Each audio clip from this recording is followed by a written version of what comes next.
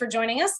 My name is Jennifer Passavant. I am an intuitive spiritual life coach, energy healing practitioner, and channeler.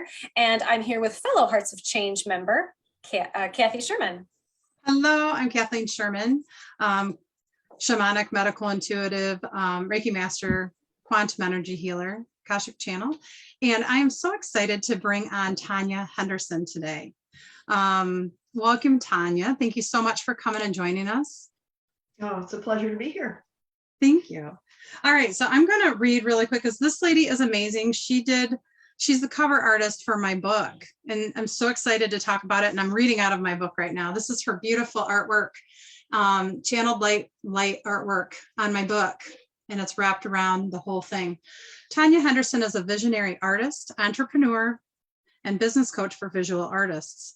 She may be best known for her personal energy portraits, which she began creating nearly a decade.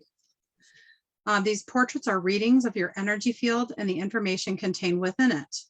For the past 20 years, Tonya has been dedicated to the awakening consciousness of the planet and to all of those seeking transformation in their personal lives.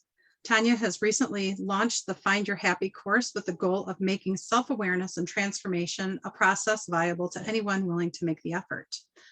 Tonya lives in mid-Michigan. You can find her artwork, services, and courses at paintingpoet.etsy.com or tonya-henderson.com. And I have put that all in the notes at the beginning. So, so exciting. I'm so excited to bring you on. And after my book came out, I'm like, Tonya, you've got to come on and talk to us on the Hearts of Change. We got to get you out there, tell people how amazing you are. The stuff you did for me was channeled.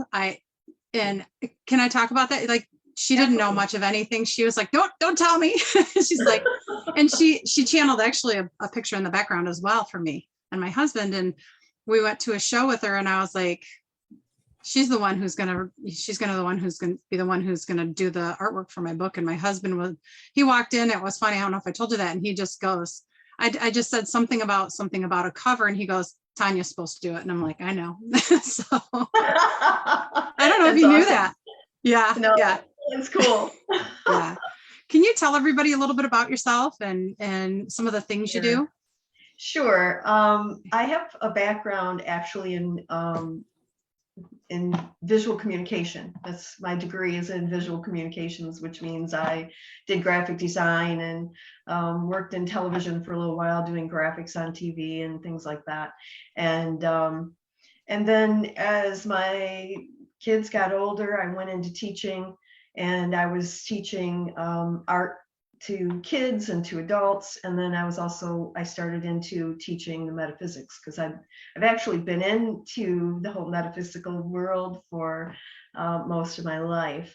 And so it was just kind of a natural flow to just go into starting to teach, meditation and healing techniques and things like that I'd learned over the years.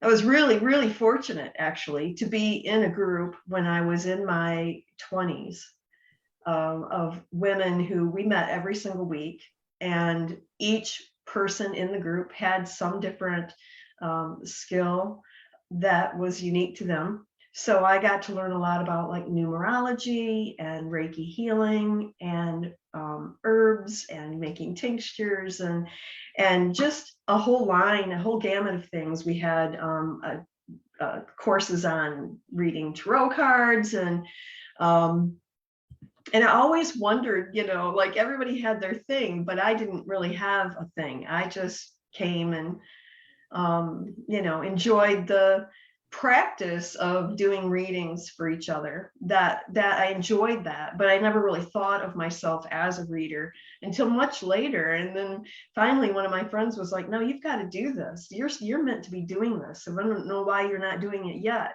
And so she dragged me out to a couple of shows, and I just sat as a reader doing psychometry and had a blast. So I did that for a couple of years, and then it was like all my worlds collided all at once, because I've been doing artwork for a number of years, and my artwork was always spiritually driven, and I was painting how I saw energy, But when I would go to the galleries and try to explain it, they're like, oh, I love your abstracts. And I'm like, no, it's not abstract. It's energy. I'm painting energy. This is like a real thing. I see this, you know? Yeah. And they didn't quite understand in that group. But when I ended up going and doing the readings, it was like I found this magic door to the people who would understand what it was I was painting. And then everything changed. And I had somebody ask me one day if I could paint something in particular. I don't know if it was like a guide or an angel or energy or whatever. They asked me, I don't remember now, but I'm like, I don't know, I'll give it a try. So they sat down and I just sketched it out with a piece of paper and a pencil. And I was just so blown away by what happened that I raced home that night. I put it out on Facebook and I'm like, hey, I need some guinea pigs to come to my studio and I'll give you a free piece of art, because I figured, what the heck, I gotta see if there's something more to this. And that's how the personal energy portraits launched. It was basically just at the very beginning, it was just colored paper and colored pencils. And because I'm an acrylic painter and I'd been that way, you know, been painting with acrylics for some 20, 30 years, I'm like, I got to figure out how I can do acrylics in that environment. And that took me a minute to figure that out too, but it's just been a whirlwind, and I just love it. It's truly, that's where my joy is at, is painting. And so to be able to do the reading aspect and bring in that spiritual side of myself into it, it's just a real gift. And it's so to everyone else too. for sure. And you know, there's light codes and everything in that artwork too, you know, and that's why I was like, I knew that whoever was going to do this artwork for me had to bring in light codes to accentuate the energy of all of it, because it's your energy, it's my energy, it's, you know, from all the angels and beings that we channel and all that amazing high vibration. And that is some of my background. Some of my training was in sacred geometry. nice. And so some of that's always coming through light language, and it's just been one of those things that I've been able to bring all of the things I've ever learned, all of the trainings I've ever had, into this one thing. So the readings are, you know, the artwork is channeled, and the information that comes to me is by a multitude of ways. I might feel it in my body. I might hear a song. I might hear someone talking to me. It's just a myriad of different ways, but it's always visual. I'm always getting something visual. And so that's what I'm trying to record on the canvas. And then the reading part of it, you just get all of the reading too. So it's kind of like this big bonus. It's an amazing bonus. Fascinating. It's so cool. It's so cool. So the one behind me, do you want me to show that one? Do you want me to grab Sure. it? Okay, Sure. Hold on 1 second.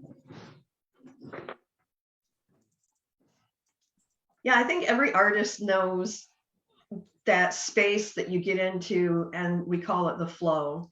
And when you're in the flow and the energy is moving and you're in the moment and things just happen and you're creating at a nice high level.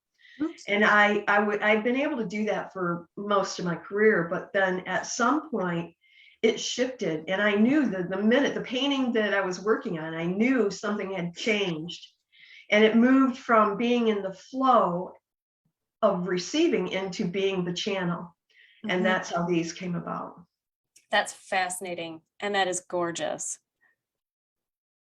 She did this one at a fair, Yeah, up in Port Huron. And she channeled this for my husband and me. So this was like a couple's channeled, painting. And then she did a reading for us both as well. That's beautiful. yeah, they're amazing. Now, That looks like a wild rose. That's gorgeous. it's sort of a rose. Yeah. But Yeah. like We a can rose talk about it with if you a want. portal in the middle. It's fascinating. Yes, there's a portal in the middle of it for sure. You know, and there's always like a general message for all of the paintings, but the details of what's in there are very, very personal to the person I'm doing it for. So there's an overview, like if I were to show that to someone and they wanted an explanation, I could give them a generic, this is what that means. Mhm. But when it comes to the actual individual receiving that artwork, it's way more personal than that. It touches on all kinds of things. So, even like the colors that you're using, the shapes that come through, the way that it's being painted, because if it comes through in little dots, it has a different meaning than if it's a stream, or if it's a solid object, it means something different. Where it's placed on the canvas means something. And it's all very, very personal to the person who's getting the reading. That's fascinating, because it's sort of like with how should I say this, with typical, if you can call it typical, intuition, when your guides have to find the certain symbols in order to communicate with you, and you start to learn what your symbol dictionary is, when I see this, or when I experience this, I know this means this. That's that version for the art aspect of what you do, because I know you get all of that anyway, because you get the sounds, you get all of that, but then you also have the art version of that, and that is just completely fascinating. I love that. Yeah, it's interesting because you could say to someone, well, it was, it kind of looked like, but that doesn't mean anything to anybody until Right. you can visually see it. It doesn't have the same meaning to the person you're telling it to. So you have to like sift through that symbol or that color and just give them the specifics.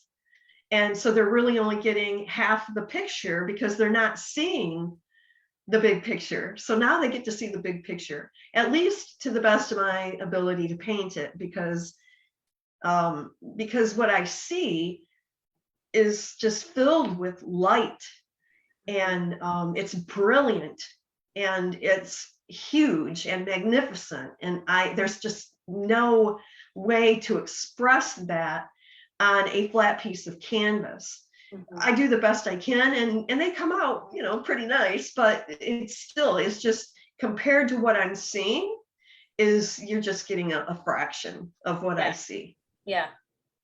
Do you want me to pull up your website and show people some more pictures? Sure. Okay. While you're doing that, I'm going to see if my cat is finally ready to come inside. Okay. Okay. Can you all see that? Yeah. Okay. So click right here. Yep. And this is you. So, and it's Tonya-Henderson.com. Yep. So and this is the best way we could think of to show some of her artwork. So just tell me and I'll just scroll wherever you'd like me to go. You can go to the personal energy portraits because we've been talking about that. And Okay. You might see in here when we scroll into it that sometimes they were kind of called healing portraits or something along that line in the very beginning, before I had a real title for it. Gotcha. And that's basically because I've been doing a lot of healing. That was my main sort of thing, was the healing work. And so this was an extension of that healing work. You sit down in my chair and you're getting healing at the same time you're getting this reading. Sure. And I don't market it that way too much, but because people were kind of familiar with that name, I kind of put it over into the website so people wouldn't get confused. But Sure. these are some examples here of what you're seeing. And you can see like how totally different they all are. Some of them end up looking like landscapes, and some of them have actual, tangible, something that you can tell what that is. That's definitely an owl, and there's a person in that one. And some of them are just totally, they look very, very abstract. Mhm. So, they have different meanings. I think if somebody were to go and visit this, I think you can click on those and it'll tell you somewhat of the meaning of it. Oh, I'll go back For up for Jen instance- so she can see them all. Thank you. Yes. Oh gosh. And Tonya, you give so much information when you explain, like every single brush stroke is a meaning of something. Ooh, I like that one with crystals in it. That's really cool. If it is on the canvas, it relates somehow to the person I was doing the reading for. You're getting loads of compliments. They're saying lovely, beautiful, very exciting, dynamic work. You're just getting accolades in the comment section. Well, if you scroll back down a little bit, I'll talk about one of these in particular a little bit further. The dark one right there in the middle. This one? Yeah, that's really interesting because I had done a painting probably 20 years earlier where I had painted the earth and then beams of light coming from it, because that's how I see prayers. When somebody's like intentionally praying, it looks like a beam of light going out into the universe. And so this particular portrait, I don't remember the person, I don't remember the reading, but these spikes coming up are indicating that they are prayers coming from the earth. And then you look at some of these spikes that are coming up, and it looks like there's a little connection rod one to another. Okay, so that is an indication that this prayer is being answered by this person over here, so these people can connect. That's cool. Right? Because we are each answering each other's prayers. And so that is that connection of, and you can see how it's turned kind of gold, where that the spike meets the connection to someone else. There's that gold coloring in there, which is that Christ consciousness, right? So that's like Jesus himself connecting the dots for the people who are, these are huge prayers. I mean, because in my mind, every thought that we think is a prayer. Every thought is a prayer. That's why it's so important to pay attention to what you're thinking. Yes, I believe. But when you have this deep heaviness on your heart and you're praying for someone else, a child, a parent, someone that you really care for, there's an electricity about that, and that energy has so much more power to it. And so that's what that looks like to me, these spikes coming out, these brilliant prayers for someone, usually other than yourself. Wow. And that's God connecting the dots for those prayers. I'm also really drawn to the painting just above that one and the one just below. Okay, so the one above it, again, I don't remember the people who, I mean, even if I know the person, I can't connect it. As soon as I get up and walk away, it's gone. Called psychic amnesia, for anybody out there who didn't know what that's because we get psychic amnesia because it's not for us. Right. So the beam of light coming from the bottom of the canvas up through the middle like that, that's a real powerful connection to source energy. And you're connecting to your higher self. And just by looking at this, I could say that person that painting was for had probably been striving for that connection to source for a really long time. And here's what happens is that we think that we have to work really hard at it. You know, we have to do our meditation every day, and we have to do our yoga every day, and we have to do these practices that we believe we need to do in order to make that connection happen.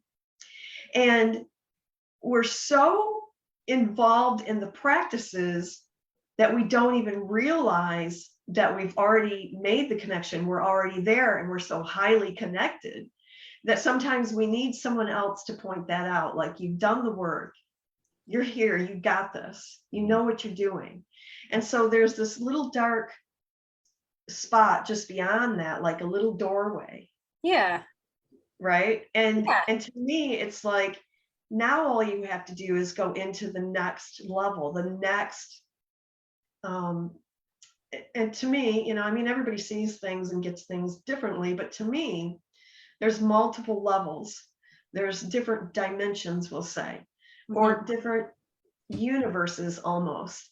And so when somebody has done that much work like that person has, then they're just simply they're like right below that movement into the next level of understanding, which can change everything for you, because the more you know, it changes the way you show up in the world. It changes how you view the people around you. It can even, I'll go as far as saying, you can even become vibrationally so high that people of a lower vibration don't even see you anymore. So some people will say, oh, that's, that's invisibility. And it's like, no, it's kind of like invisibility. If you're a low frequency person, you might not be able to see these high frequency people, but they can see you, and they're still part of the world. It's a fascinating concept, and I don't know if we have time for that here tonight, but that's where that person is at. They're getting ready to, they needed to hear that they've done the work. They're already doing it. Okay. So I used to teach the law of attraction a lot. And I would be teaching people, you got to practice being in alignment, practice being balanced and centered, and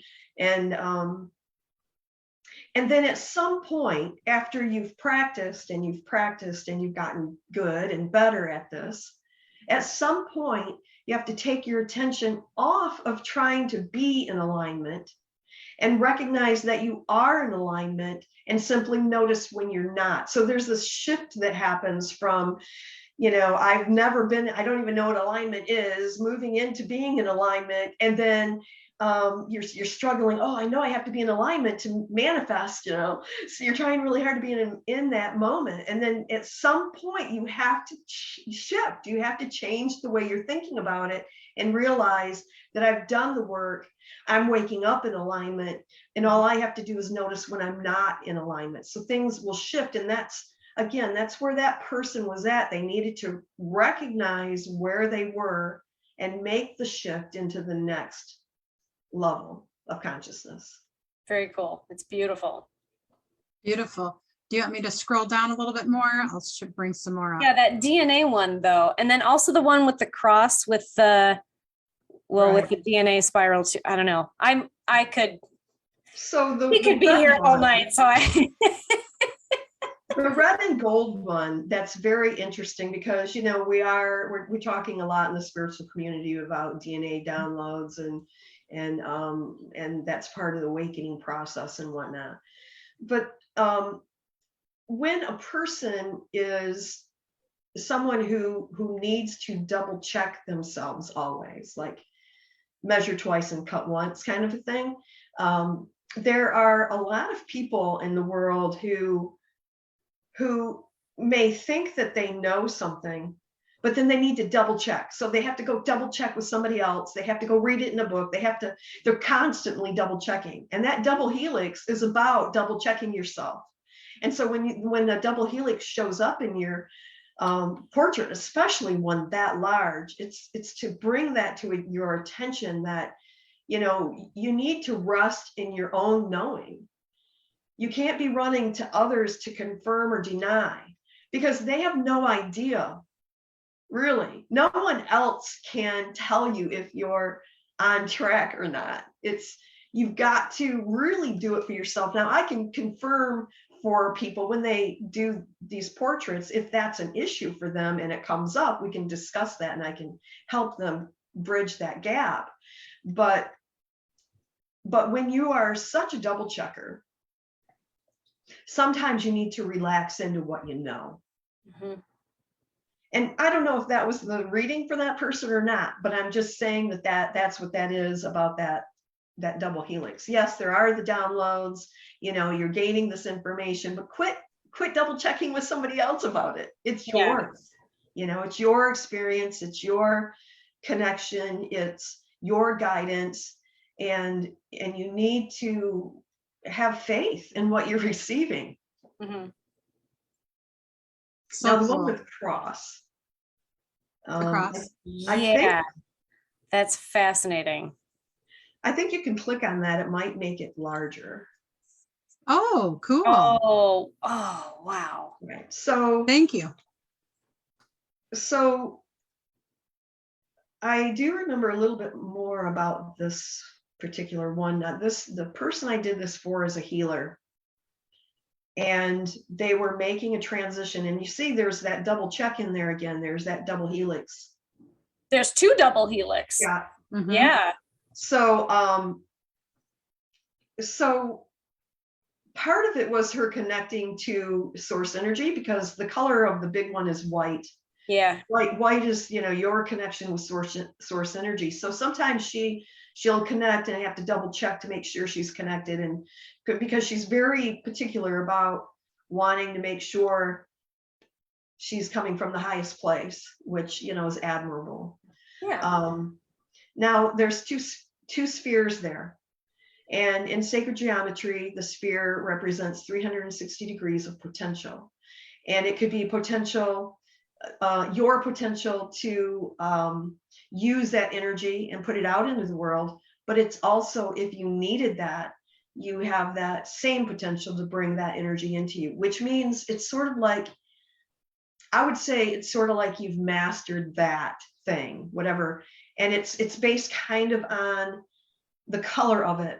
So the color in that one is sort of a turquoisey,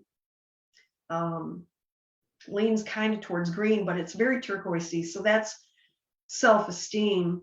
And the other one could be a clarity. Now you have to understand that even though there may be turquoise in this one and turquoise in another one, it might not have the same meaning to each person.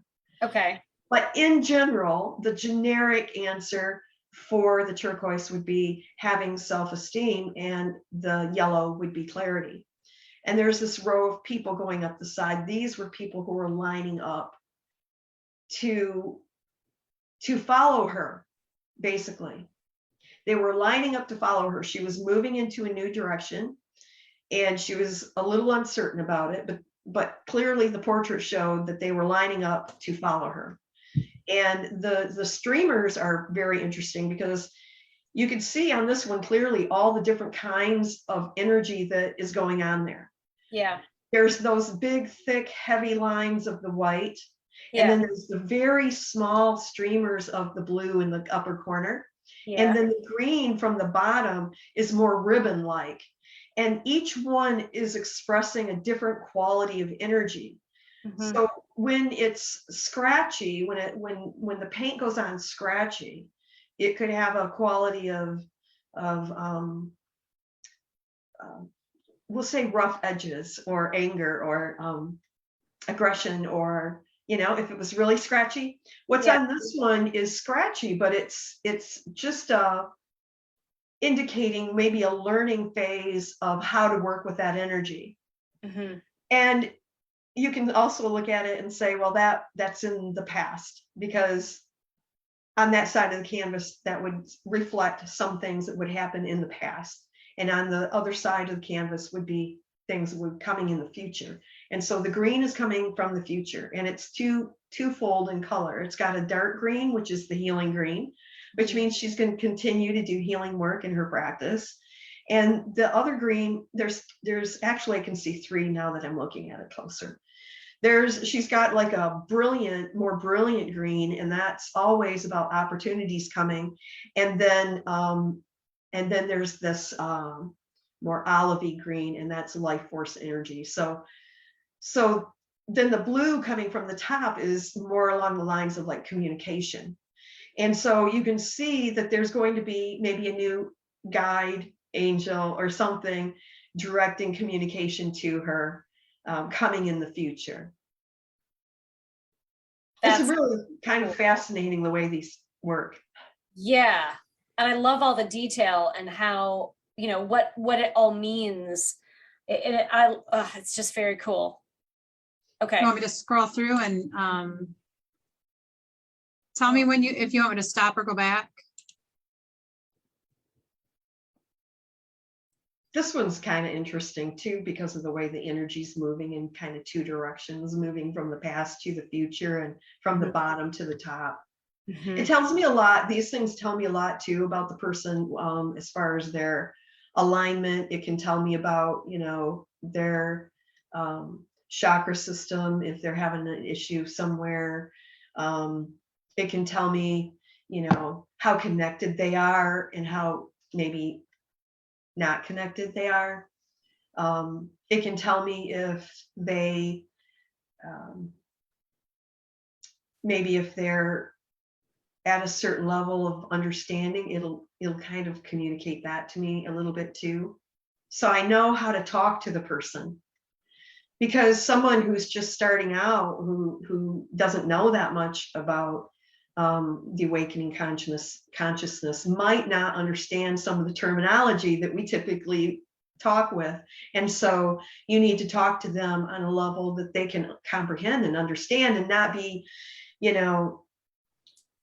I don't want to use the word offended. That's not really a good word. More like their comprehension. You want them to comprehend what it is you're saying to them and be able to take whatever you're saying and use that for their growth. You want them to be able to understand at the level that they're at and give them just enough so that they're stretching, because that's how we grow and learn. We need to stretch beyond what we already know. Yeah. For sure.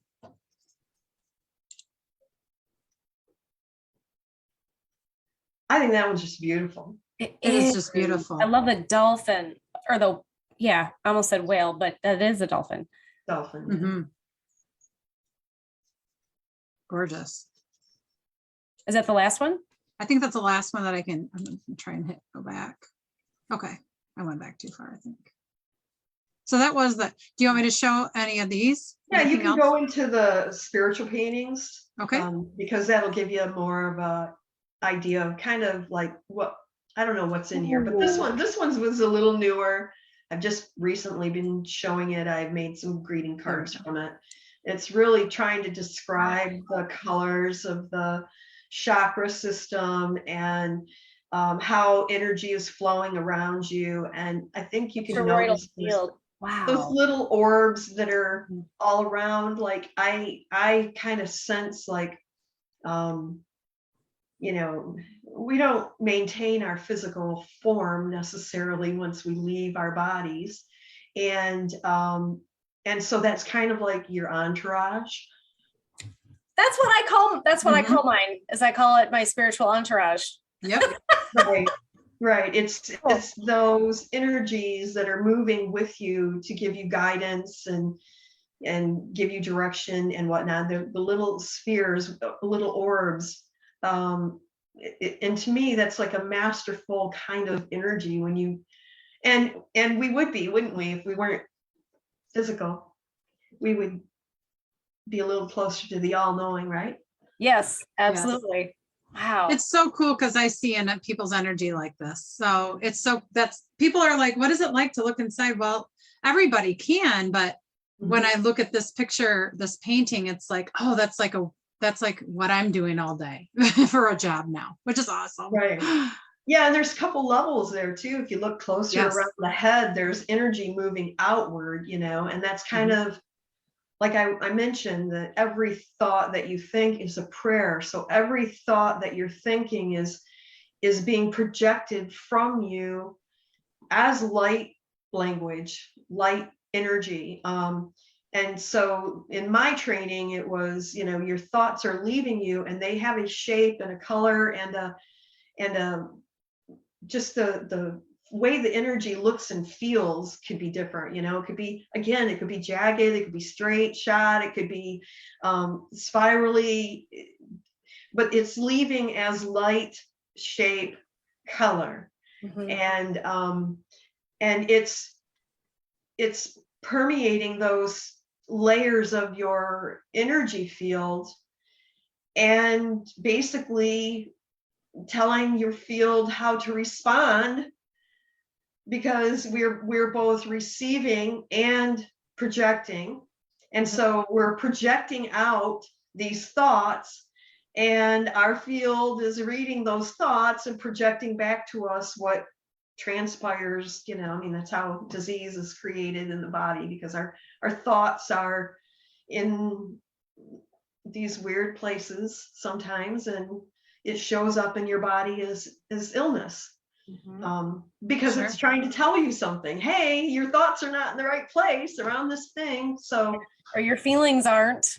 Mhm. yeah, well, yeah. I mean, feelings are a direct result of your thoughts. So, Mhm. you know, that can be confusing because sometimes they come right at the same time, and then we don't know if the thought came first, the feeling came first, but Right. it's always the thought. The Oh, thought generates a feeling. That feeling and that thought go out, and then they start mutating the energy in your field, and that results in the mutation inside your body. Yep. And so Yep. this person that I was painting here, this is somebody who is very happy, in alignment, everything's working and operating. You can see all the white energy around them. It's just, it's very magical. And it does give you somewhat of a, and again, there's just no way to describe what light looks like in this form.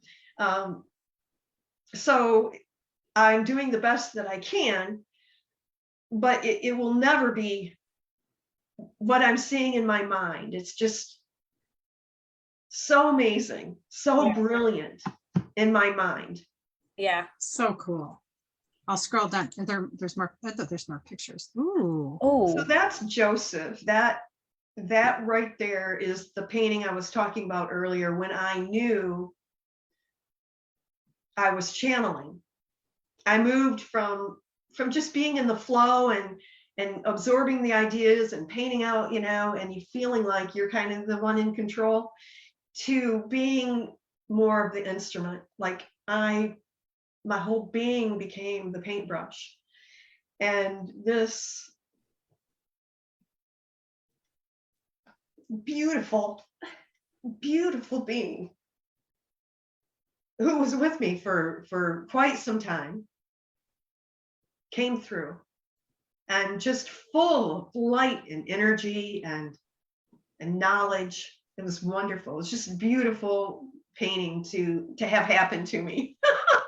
It's the best way to put it. It happened to me. Yeah. We know It does. how that goes. It does. It brings tears to your eyes, and I'm just tingling like crazy. Beautiful. You know, if you click on it, it might get bigger, because the thing is about that piece.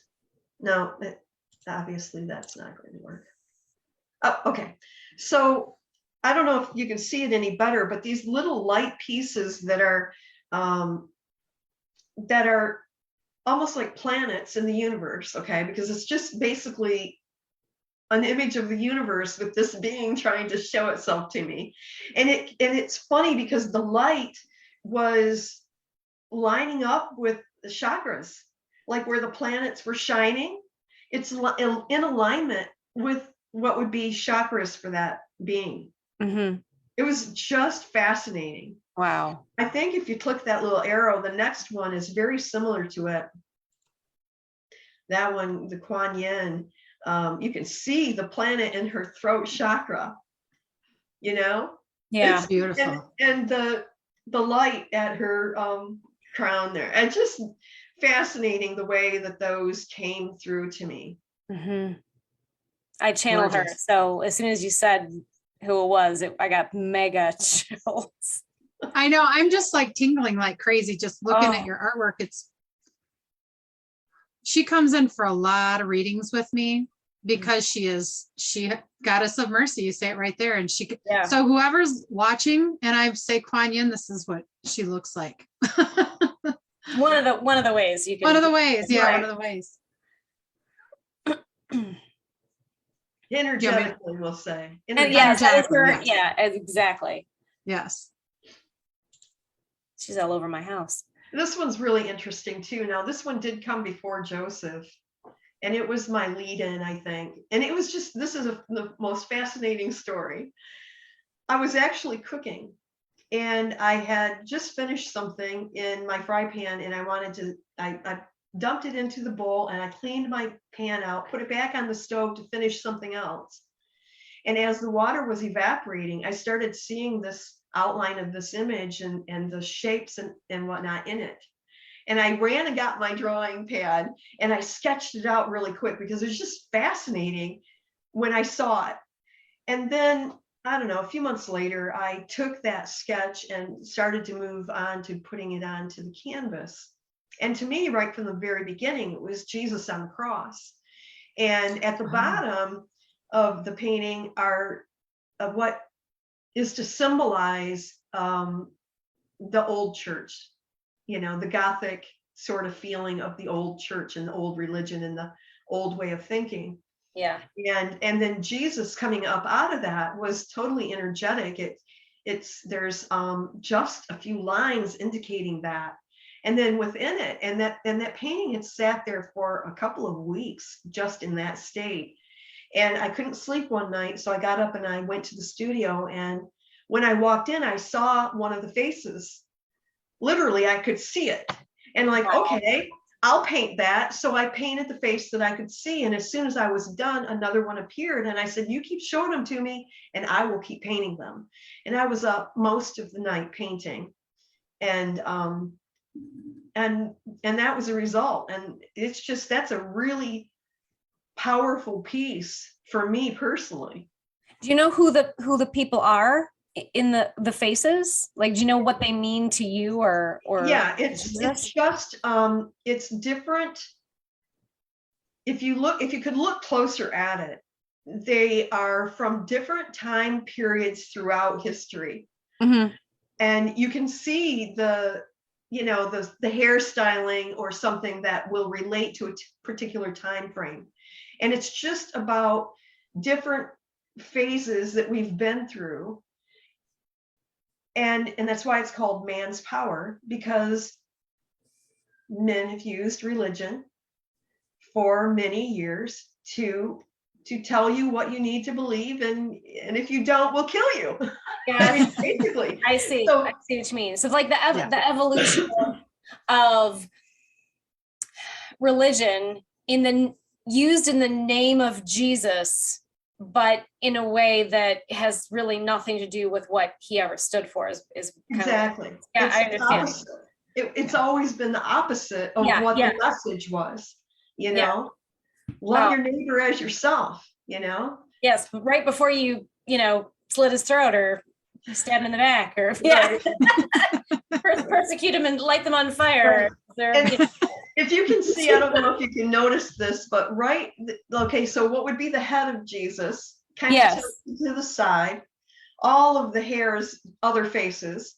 There's this one, like almost of a profile of just this portion of someone's face. Yeah. I see that. Yeah. The cigarette. Out of his mouth, blowing smoke, which actually creates the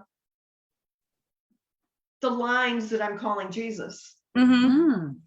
The blowing smoke, the blowing, like, we'll see what they'll believe, Yeah, just blowing smoke, figuratively. Right. That's great. To me, it's one of the most fascinating pieces I've ever done. It was the beginning of all the personal energy portraits, was this one right here. And then Joseph came, and that was totally channeled, which this one was too. I just didn't understand it when that happened. So yeah. Wow. So cool. That is very cool. Ooh. That one's kind of message like too. To me, I have always seen birds as messengers, and that's what guardian angels are, or angels are messengers. And to me, they're kind of like one and the same. Yeah. The birds are the angels. The birds are the ones guiding us. The birds are the Pleiadian people. It's all connected, and to me it's kind of all one. It's like, okay, you can't see us and you might not be able to hear us, but if you'll pay attention to the birds, they have a message for you. Mm-hmm. And of course, a bluebird on your shoulder, that's joy. So beautiful. Ooh, I really like her. This one's interesting too. I happened to be, I went up and laid down for a moment. I think just to rest my back. I have some ongoing back issues. And I went to lay down because that relieves the pressure. And I looked up at the ceiling and I saw her. And of course, immediately I had to get back up and go paint her. Mhm. So much for resting your back. Right. Well, it was enough. Sometimes it only takes a minute or two and it's fine. But and you know, when you paint, I don't know how other people are, but for me, I'm totally immersed in it. Like I kind of disappear Yeah. into the work. And so when you take your focus of your mind and your thoughts off of your body and your surroundings, you become part of all of that. Mm-hmm. And nothing hurts. You're channeling. It's just like when Yeah. we do healing work, and to me, that's you're channeling, and it's taking the pressure off. It's helping you heal as well because you're Right. bringing all that light energy. Yeah. It's I really love her. you know, it's being in a meditative state really Mhm. is why you're able to kind of zone everything out, and that's why you're immersed in it, because for you that's a form of meditation. Mhm. Mhm.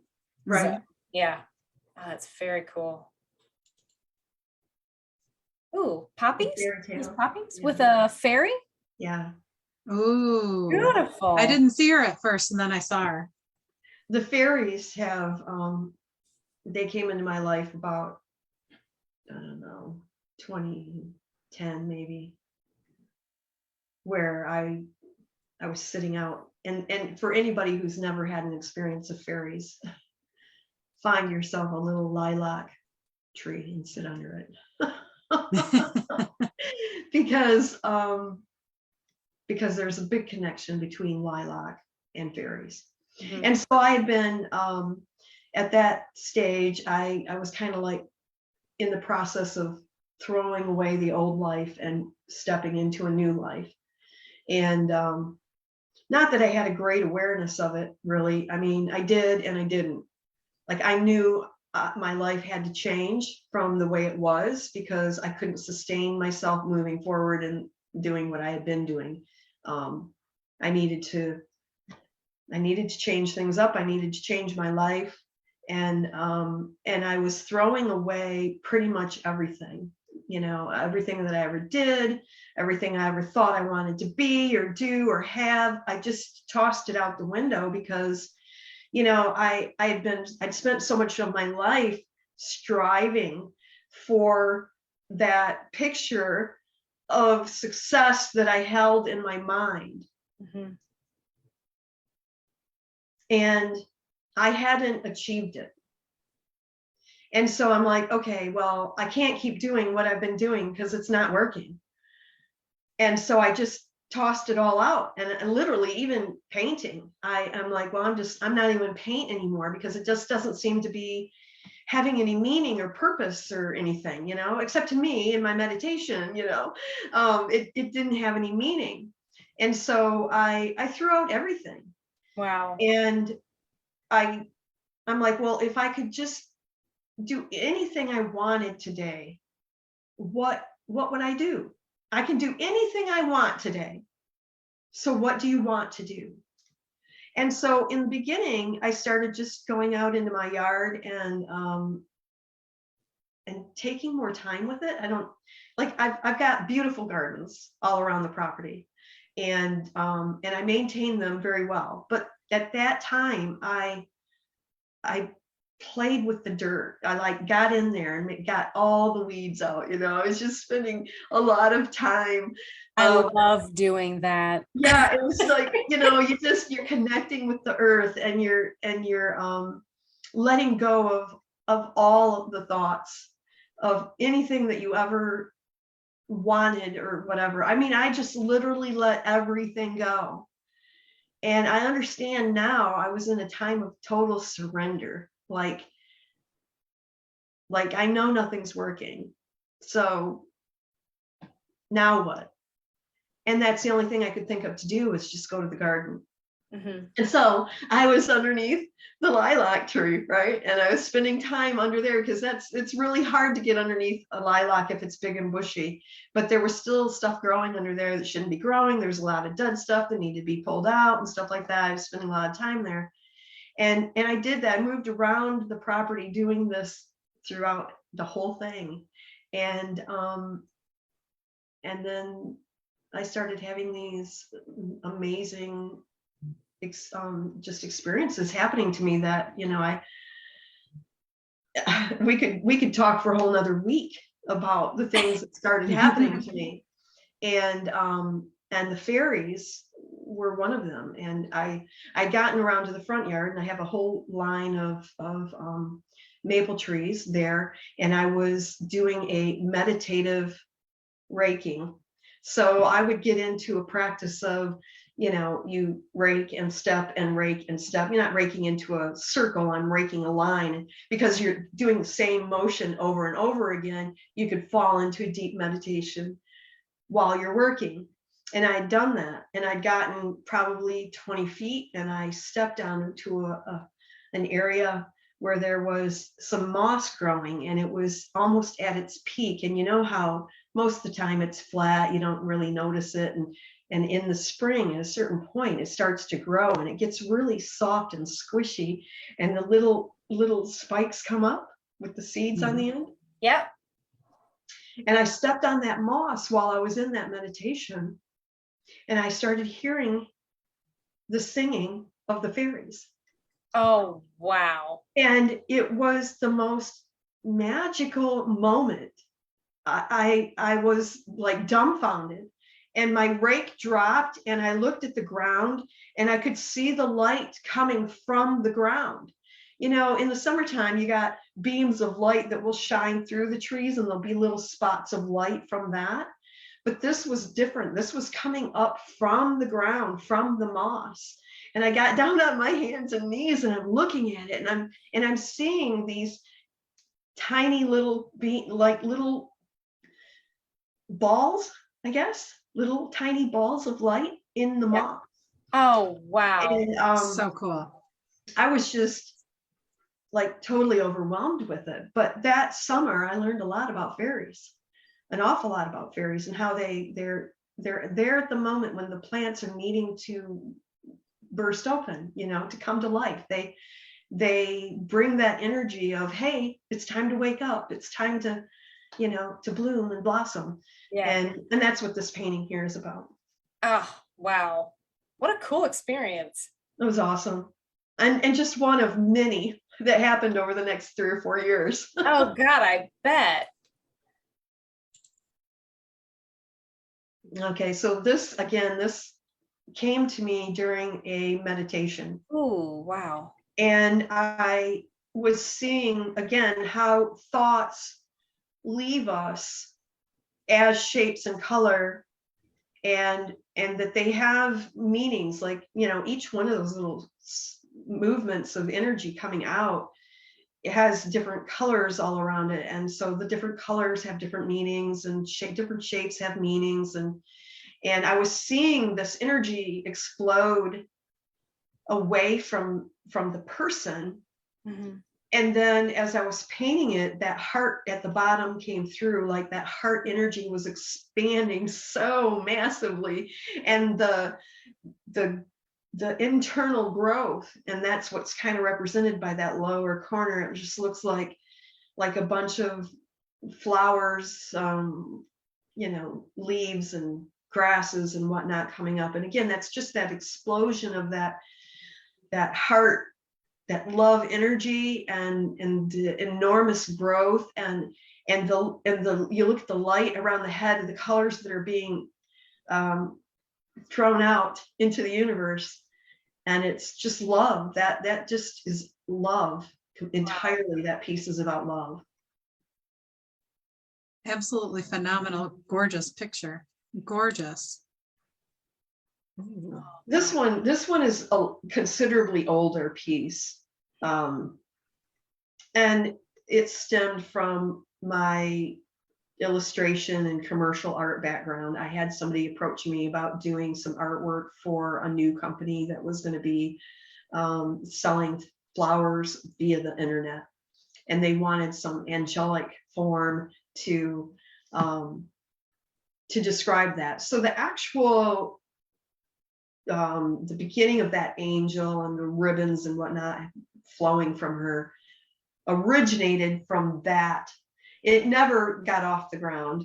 And I don't know whatever happened to the company or whatever, but you know, I got hired to do that portion of it and I did it, and then they didn't use it. So I retained the rights to it. And so I changed it up and put it into this other background, basically to show this transformation that I could already see happening on the planet. This was probably in the late 80s, early 90s when I did this one.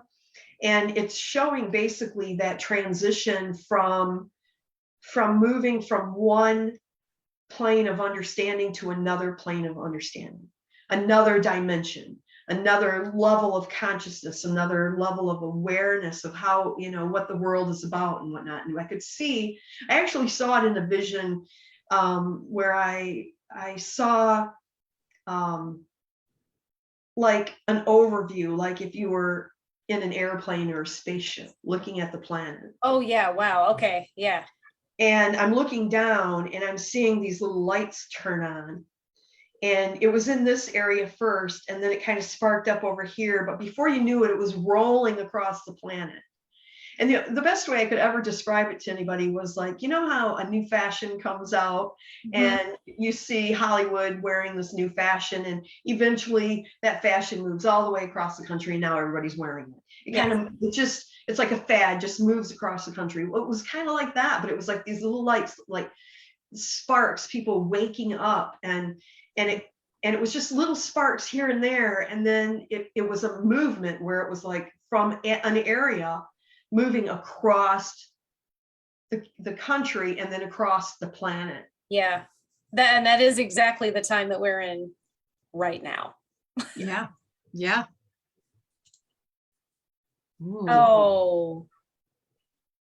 Yeah, this is the tree goddess, and this is kind of trying to express to people that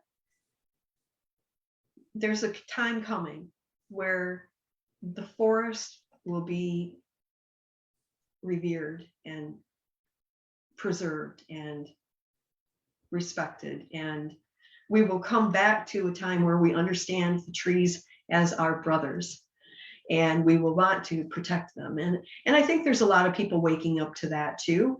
But in this particular piece, you'll see the crowd of people coming because the trees hold knowledge, wisdom, and medicine, which has been lost through the ages. But I think people are beginning to wake up to that. And that's just kind of expressing, again, two ideas. First of all, the sparks, the waking up, my own waking up and my experiences with the trees, and how other people will start to have the same level of awakening and awareness and understand that we need the trees. Yeah. And this is just droves of people, and they're coming with offerings to the forest, and they're taking just what they need, and keeping civilization almost away from that natural, like we only come for what we need, and then we'll leave you alone, you know, we'll leave you to yourself. I've seen that. I had a dream about that. And the whole world, everything kind of had to crumble down. And so I remember there was like a lot of fires and floods and kind of like crumbling of infrastructure. And then we had to kind of rebuild. But what they showed me at the very end was this scene of this beautiful lake that was the purest, cleanest water that we've seen in a very long time, since, you know, before man started polluting it. And the sky was bluer than you could possibly describe, and the trees were greener than you could possibly describe. And, you know, the trees were pristine, and they were surrounding it. And I knew that meant that there was going to come a time where where the balance between man and nature will be respected, that we'll be able to find a balance. Mhm. Yeah, and I don't feel like it's really that far off, because I believe that there's enough people waking up to it now, you know. Yeah. I used to be afraid to say anything to people about the experiences that I was having, like hearing the fairies sing and getting the knowledge from them, and having a conversation with the tree. You know, that's just not something that you go around telling people about, especially, you know, that many years ago. You just don't talk about it. But now it's like there's enough other people kind of coming to that understanding that there's wisdom there, that everything that exists is all part of the same consciousness. And all you're doing is you're tapping in to the consciousness of that thing and understanding the knowledge and wisdom that it holds. And it can be anything. Yeah. Because everything is it. Yeah. So I think a lot of people are coming to that understanding, and it's okay to talk about it now. I think you're right. We got enough. There are enough of us weirdos around that. Yeah. I was going to say that the reason I was so freaked out to leave my hospital job that I'd been working at for 20 years. And you know what the one thing was that got me to release the fear was connecting with a tree. Thanks, Dakin. He's the one that went, go talk to a tree. And I'm like, okay, whatever. And I knew, but then I went over to the tree. We did a cacao ceremony, and I walked over to the tree and connected my heart and my third eye to it. And it pulled all that pain and all that fear. And it talked to me like it was insane. It was so amazing. So the trees are so intuitive, and so, you know, basically their source energy, and you're connecting directly to it so when you connect to a tree. That's why people were like, you know, not connecting with nature enough. And even me, I went outside, made sure I went for a walk today outside. I'm like, I gotta get out of the house. And so that connection to nature and going outside and doing that stuff is so important, because otherwise we just get lost to it. Right. Consciousness is expressing itself in all of these different ways. Mm-hmm. And when we're connecting to source energy, we're connecting to consciousness, we can do it in all these different ways. Yeah. And so, you know, the moss, a blade of grass, an insect, a bird, a tree, it's all part of the same consciousness. And each one of those parts holds a portion, like a dictionary, you know, of knowledge. Yeah, absolutely. And I think the cool thing about trees in particular, and not to say this isn't true for all the other, you know, plants and animals and stuff, but the thing I love about the trees is how interconnected they are to each other underground. They connect with all the other, they're like a community you just can't see it underground. And so to me, it's like when you're connecting to one, you're connecting to them all. And all of the rocks and the other plants and the moss that's growing, you know, around the trees and on the trees, you're connecting to all of it when you just go up and I will straight up admit that I am a tree hugger in the very literal sense of the word. But when you go and you give, you know, one of these wise, you know, beings a hug, and you send them that love, or like with you, Kathy, you give them the stuff that just needs to be grounded. That goes everywhere. And they are able to not only be grounded in the earth, but then they bring in that solar, you know, Christ consciousness energy. I mean, they really are very much almost like a, how shall I say this? Almost like a reflection of us and how we can be energetically when we practice proper energetic grounding and centering. You know, it's just, yeah. They're here to teach us, right? They're here to teach us how to do that. That's what we are. We're the conduit between heaven and earth, and we're the one in the middle that's supposed to connect. And They do too. We just can't, we can see it, you know, Mhm. in our, well, I can see it in my mind. I'll put it that way. I can see it in my mind. It pops Most up. It's like so everybody. obvious. Yeah. Yeah. Can't you just see it? You can't see it, actually. It's like everything has an aura. It's not just people who have an aura. Everything has an aura. A tree has an aura. Yep. And you can see that. And that's one of the things, like when I'm working with students on seeing energy, it's one of the things I will recommend is to take a look at the trees. You know, dusk and dawn are some of the better times because the lighting, the direction of the lighting helps you see it a little better. Mhm. But you look off into the distance, which I can do here because I'm in a rural setting, maybe not so much in the city, but I look out over a field at the tree line and I can see the aura of those trees riding up above it. And that's one of the easiest ways to start seeing energy. Yeah.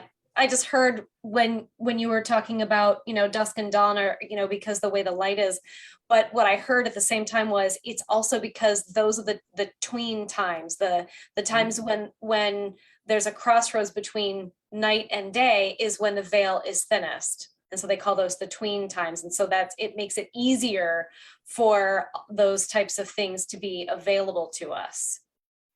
Right. It's not like it's not there all the time. It's there No. all the time, but it's just the way the lighting is. That another great way And the of energy seeing- too, but it's also an energetic thing too. Right. Another great way of noticing energy for the first time, if you haven't seen an aura or energy, is when you're watching someone on stage. If you're at a lecture or, the theater, a live performance or something, and you watch the speaker speak, and no one ever just stands still. Eventually they'll move from one way to another and you'll see the stream of energy following them. Mm-hmm. And that's another time where the lighting is right, and your focus too, because you're totally focused on that speaker. And when you focus on someone that intently and they move, you're more likely to see that energy moving with them. Yeah. So another great place to see it. Absolutely. And Tonya, when you started talking tonight, I totally could see your aura and it was just shining because when we talk about the stuff, that's what we love, and you too, me, Jen, everybody. And we get so excited and it just makes it shine out more. Mm-hmm. Yeah. Yeah. And that's another reason why it's easier to see it on a speaker on the stage, because they're totally into what they're talking about and their energy grows and expands and it makes it easier for you to see it. Mm-hmm. Yes. So Tonya, can you tell everybody about some of the classes that you teach and all the stuff you want to do that you want to talk about? Yeah. Over the years, I've been teaching other people how to see energy. And I've kind of grown that into some new courses. I have an online course called Finding Your Happy. And that's for people who basically are in the beginning stages. If you relate to the word empath or sensitive soul, be a great class for you. But it's generic enough that anybody who's wanting to learn how to change their thoughts and their behaviors and start leading themselves towards a place of greater awareness, because I'm sharing all the tools that I can think of in that to help you, at least in the beginning stages, at least in what can I do right now in this moment that'll make a difference. Because one of the practices, for instance, is gratitude. And I personally make it a practice that's the first thing I do in the morning when I wake up. Before I even get out of bed, before I open my eyes, I go straight to what do I have to be grateful for right here in this moment. And I teach how to use that, both the thought of it and what you're thinking about and the feeling of it, to alter the shape of your day, the way life shows up for you. And I'm giving a bunch of different tools on how to do that, how to shift the way you're thinking, how to incorporate new habits with something that's called habit stacking, which makes it way easier for people to incorporate something new into their life. So that you get yourself set up for those amazing experiences to start happening for you.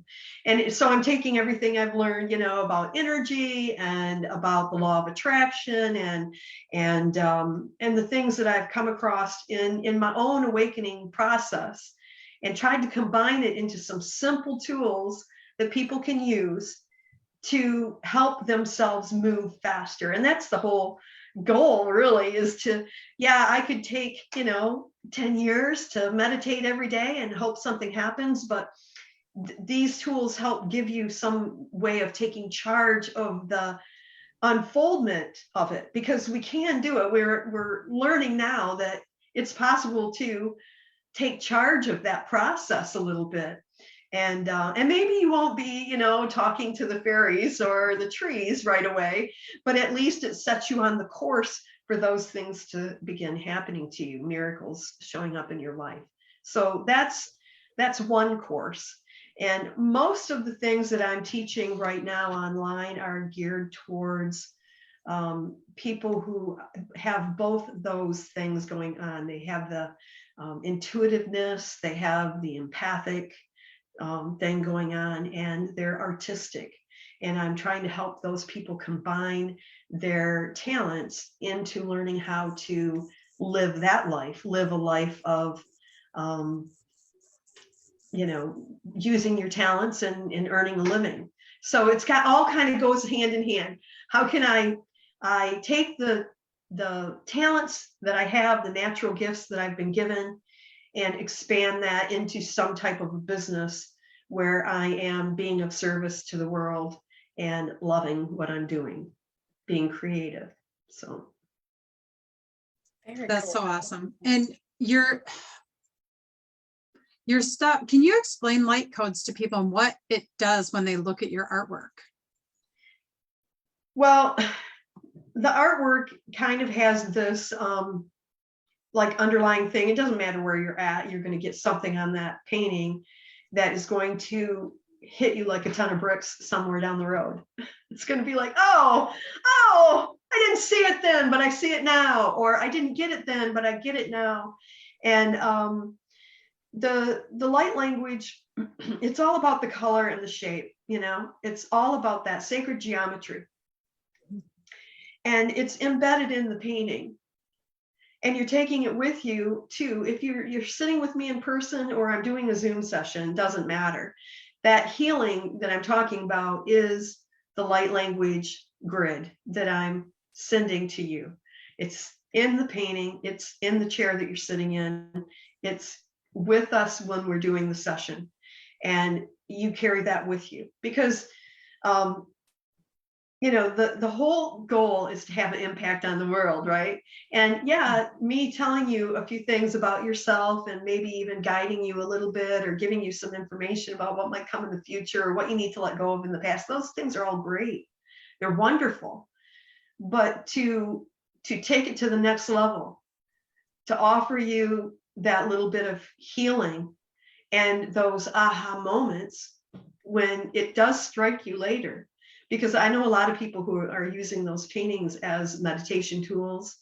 And even if you're not, even if you're placing it on your altar, one day you're going to look at it and you're going to see something that you didn't see before.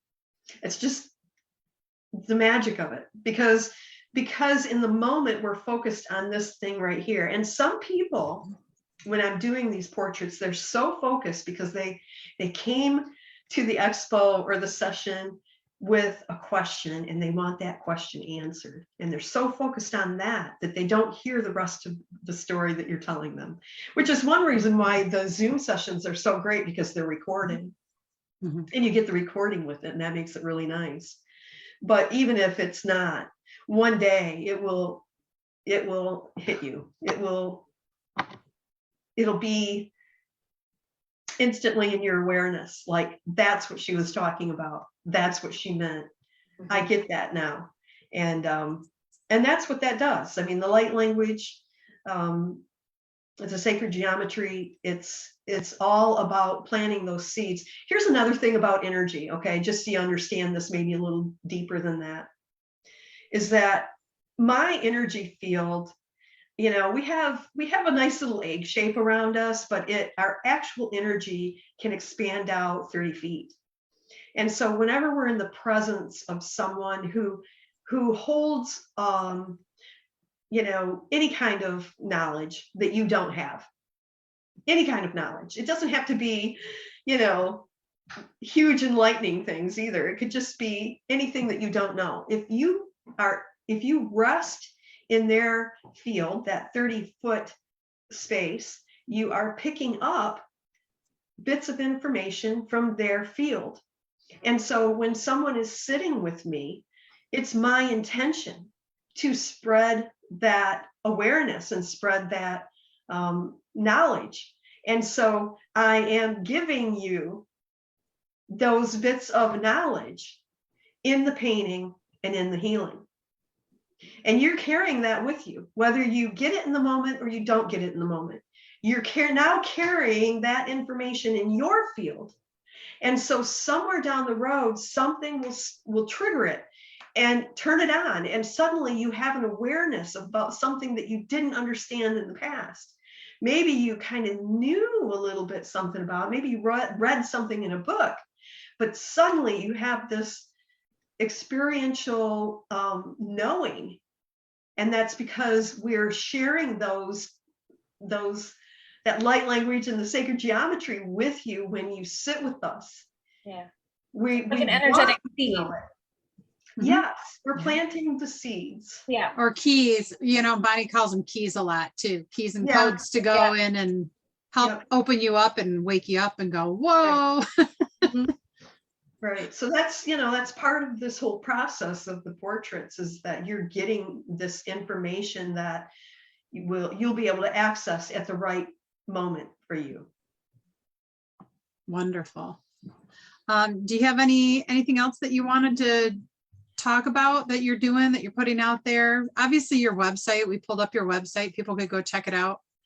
You should, your artwork is so amazing. I would love to go see your artwork in person somewhere. You need to have a show.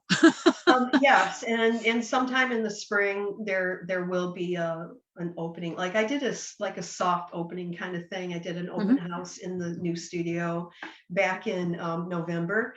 And I promised everybody at that time that come spring, I would have like more of a grand opening kind of thing where you could come in and see the art. And we've had a couple of hiccups here that are slowing that process down a little bit.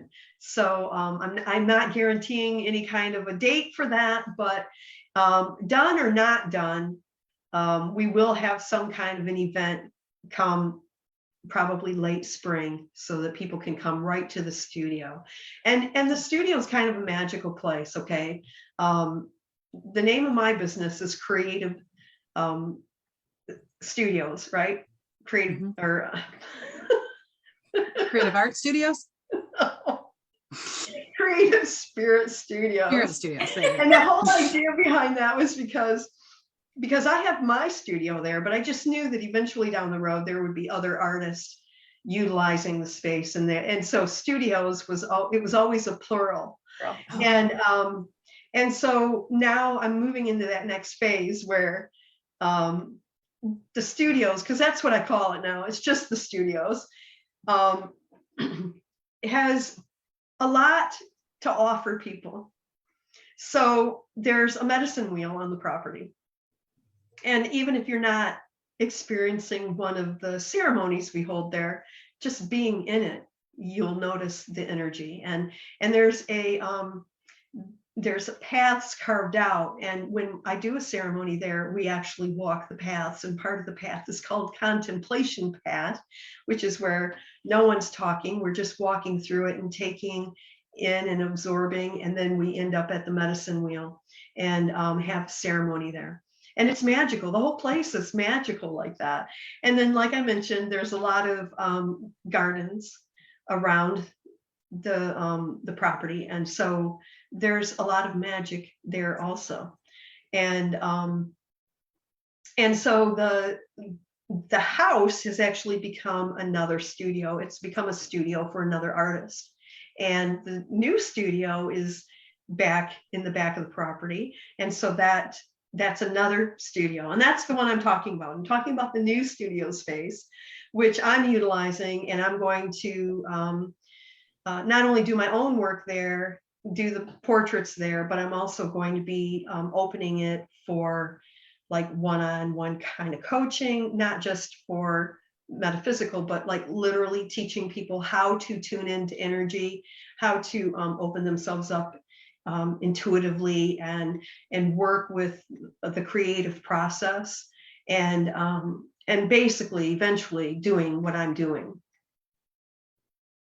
That So sounds amazing. because I had this vision that it would be like Starbucks. And there'd be an intuitive painter on every corner in every city. Oh, Nice. Nice. That's what's going to be happening in the future, though. People don't Yeah. realize that this is what's coming in, and that's why people are waking up, because they're going to live in a higher vibration. They're going to do what they love for a living. It's Right. not going to be like work. It's not like work to do this for a living, to do this type right. of work, helping And people. it's not even just like, it's not really, I don't know how to say this. It's not work at all. Right. It's pleasure. It should be called pleasure. It's your greatest joy and bliss. That's what I refer to it as. Yes. Yes. And you just so happen to get, paid for it so you can pay your bills. Yeah. Yeah, and that's just like part of the whole being of service. When you know that when the work that you're doing is serving other people in some way, you're on the right track. Yes. That's for Those two sure. in combination. If Mhm. you're doing it just because you love it, you're missing a piece of the puzzle. Right. And eventually will come to you, so keep doing it. But there's more to it. There's that how can I help the world in some way? How can I not leave a mark on the world? That's not what I'm talking about. Right. I'm talking about making an impact on someone else, like a ripple in the water, that I affect someone else, or maybe many others. And then those others go out and affect more. And we get the ripple effect, that the light floating over the top of the planet, and everyone wakes up and everyone starts living from that space. And that means that every gift that I've been given needs to be shared in the world in some way. Mhm. It needs to be, because no one Mhm. else can do what I do. Even if I were to teach a dozen other people to do what I do, you're not going to do it like I do it, Right. Right. because you're not connected to the same spiritual beings that I'm connected to. You are not going to paint like I paint. You're not going to present it in the way I present it. But I can teach you to do what I'm doing so that you can do what you love and also be of service in the world. Yeah. For sure. How can people follow you? What's the best way for them to follow you, to find out what you're doing and things like that? Yeah, probably Facebook, and that's Creative Spirit Studios on Facebook. Okay. That's probably one of the best ways. I am on Instagram, I'm on Twitter, but my main platform that I use is Facebook. I'm always on Facebook. I have 2 groups on Facebook that I'm hosting. One is Find Your Happy, and the other one is Profitable and Abundant Artist, and that's for painters who want to make a living doing what they love. So those 2 groups and those 2 classes that I have, that's the best way. Facebook's the best way, and I think you can find both those groups too by going to Creative Spirit Studios. Okay. That's great. I'm so grateful for you for doing this work, because like when I was like, I could try and draw something. It would look like 2-year-old did it. And I was like, my husband's like, don't even try.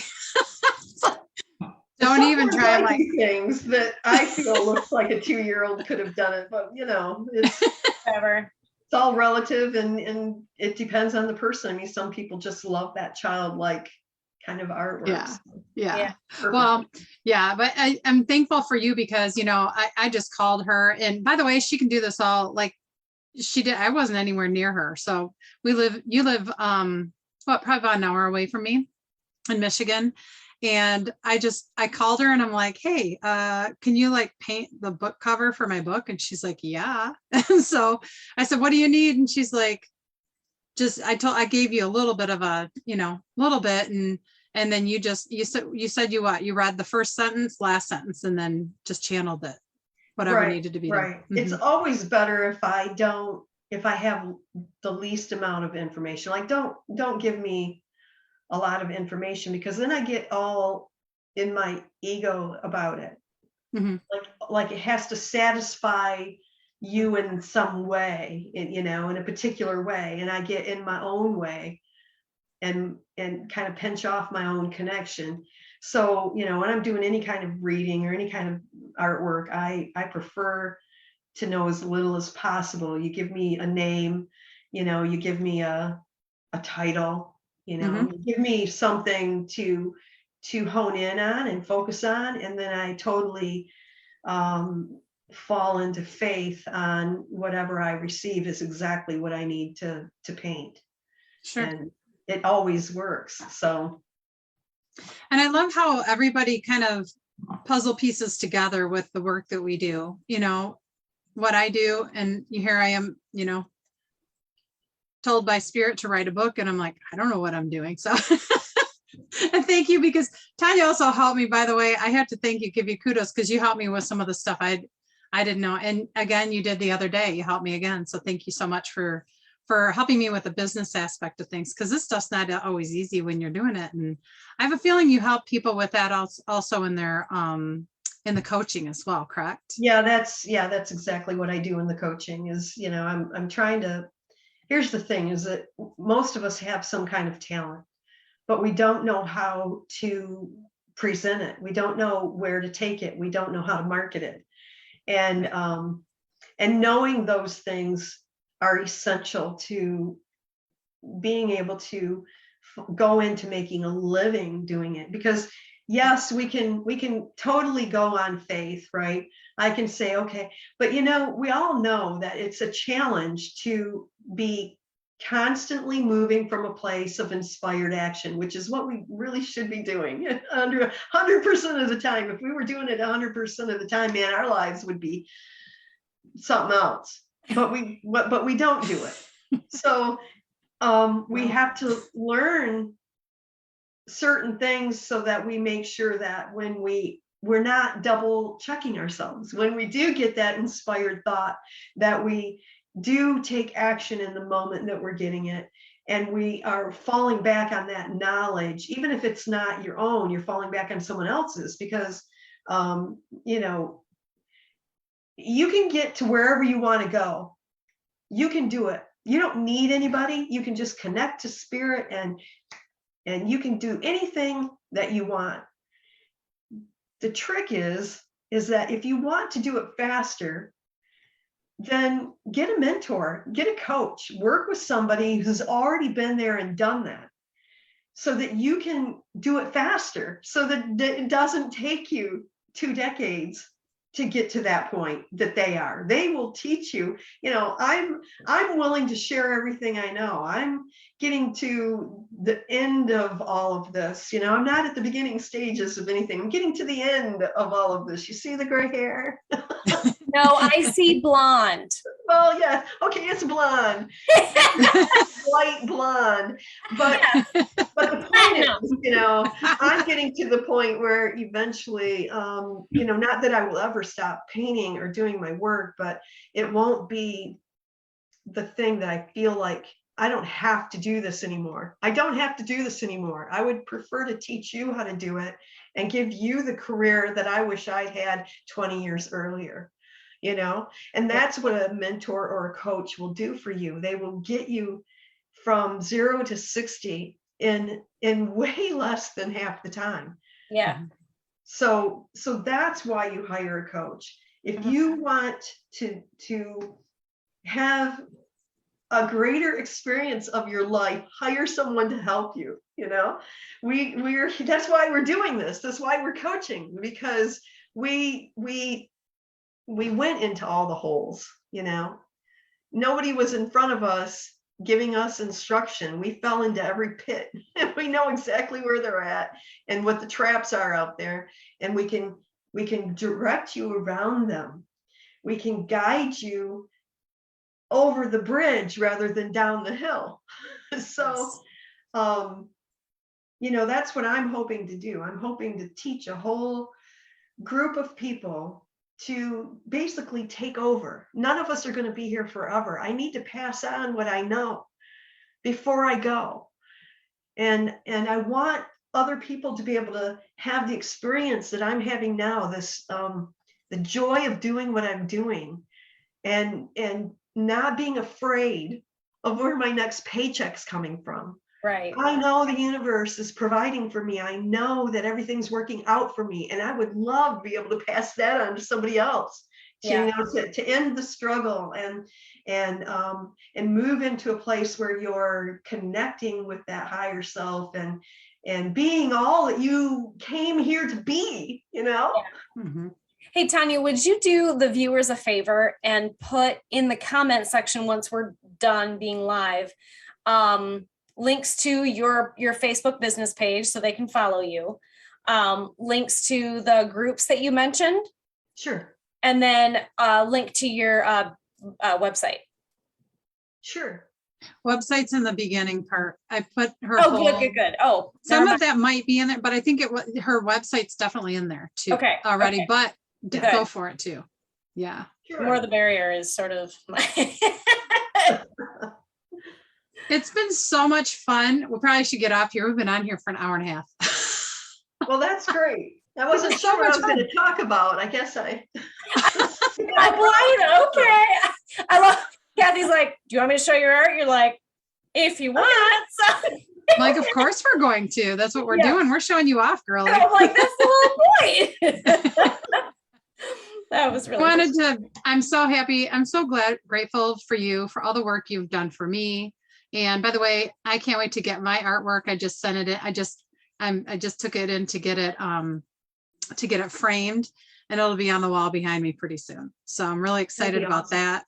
I can't wait to see it. And and my husband, it was funny. My husband asked me what I did with this one that you did for us at the show. And I'm like, it's in my room. Like, I stole it, put it in my healing room because it brings in the light energy, you know. I'm like, yeah, well, we can put it in the bedroom if you want, but it's in my room right now. So he's like, okay. Well, that's awesome.